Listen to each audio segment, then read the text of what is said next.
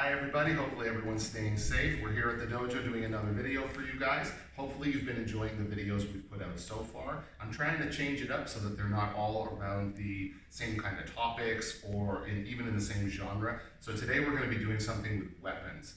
Now, weapons I think are a great way to complement what you do in karate. I don't hope or expect anybody's going to be out there getting into knife fights. I would try to talk you out of that. My expectation, though, is that any weapon that you pick up is merely increasing something you can do anyway. Maybe it makes you move faster, maybe it makes you hit harder or be more resilient, but it does the stuff you can do anyhow and just does it a little bit better. So what we're going to use is the weapons, hopefully in that kind of capacity, and in kihons and katas also. Now, I'm aware that here at the dojo, I'm very fortunate. I have all kinds of weapons, both old school Okinawan ones, as well as Thor hammers and lightsabers. So we're pretty well stocked up here. You may not have all these same things at your house, but not to fear.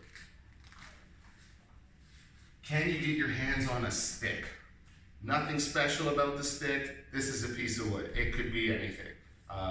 I would not advocate you go rip the antenna off of your parents' car, but that's kind of a stick like this too. Think something like a snow brush. If you're brave, maybe yank the handle off of a plunger. Something like that, anything at all, and you're going to be fine. So we're going to start off with something really basic. What a stick does, or something that shares the same characteristics, is it allows you to hit farther than you typically could, obviously because it extends beyond your hand. It allows you to, in some cases, hit even harder than you can. It moves faster than you can, and it has a durability that you don't have. If somebody swings a knife at you and you block it with a stick, you don't care if the stick takes some damage. If you took that damage on your arm, obviously that's worse. Really, really basic for today, nothing fancy. We're just going to be holding a stick in one hand and making the letter X with some downward swipes. So, starting off, up over your right shoulder, you're going to swing down, coming down at a 45-degree angle, down this way, lift it up over the left shoulder, swing down this way, and then X, back and forth, back and forth. You don't need to go particularly fast. The one thing that I want you to notice though is that every single one of these swings, when I'm swinging, I have this set of knuckles. The knuckles I'm always trying to talk you out of punching with, the ones that you knock on a door with, those knuckles are leading the way. So as I come down this way, those knuckles point where I want to be putting the power. When they come back this way, those knuckles are in the forefront. Now, different sticks have different attributes. Some are longer, shorter, harder, thicker, whatever. This one has one nice kind of characteristic, which is that because it's thin and it's very fast, you get a nice sound when you swing it, which is kind of fun. There's a great scene in a Bruce Lee movie called Game of Death, the one where he's wearing the big yellow jumpsuit.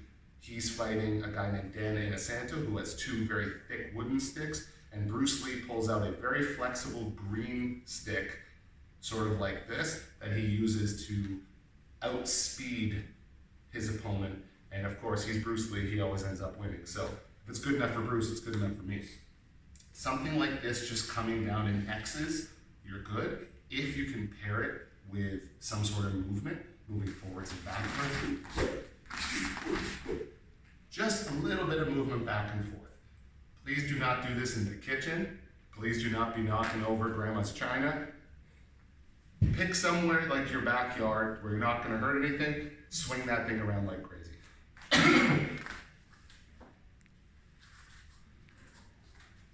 A broomstick, one of the finest martial arts practice weapons that money can buy. Everybody's got one at their house. I've hit myself in the face with these things more times than I care to count, but when you don't have a bow, these things are great. So what we're going to try is a sliding hand technique for when you are hitting with different sides. A weapon that requires two hands, there's two ways to hold it, more or less.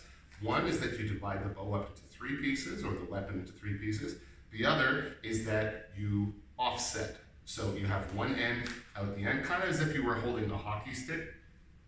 One end is extended, and then you're holding on to the other side. This gives you more reach. You can hit, you can parry, block, and do all kinds of things. But what we're going to be doing here is a move where we switch which side we hit with. For those who come on Saturday mornings when we do a lot of our weapon stuff, they've seen us do these before. This is called mochikai. So notice that the green end is always the striking end. I lift up, slide my hand down, replace with the other hand, and swing. I lift up, slide my hand down, replace with the other hand, and swing.